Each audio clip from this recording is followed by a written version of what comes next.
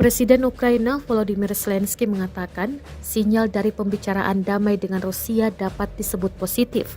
Tetapi dalam pernyataannya, Selasa 29 Maret 2022 kemarin, dia menambahkan bahwa mereka tidak meredam ledakan dari peluru Rusia.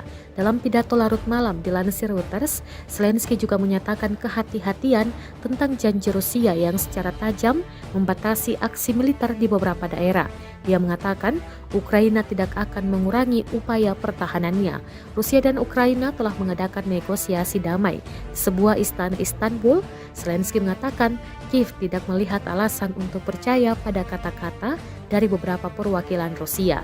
Sebelumnya pada hari itu, Rusia berjanji untuk mengurangi operasi militer di sekitar ibu kota Ukraina dan utara. Zelensky mengatakan bahwa terlepas dari sumpah ini, situasinya tidak menjadi lebih mudah. Zelensky menegaskan bahwa agar kesepakatan damai berhasil, pasukan Rusia harus pergi. Tidak ada kompromi pada kedaulatan dan integritas teritorial Ukraina.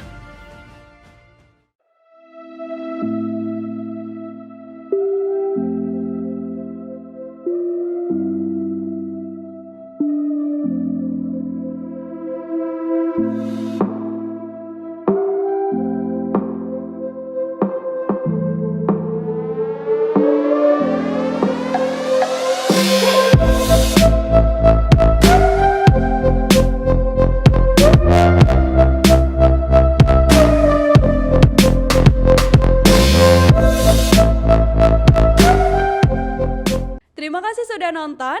Jangan lupa like, subscribe, dan share ya.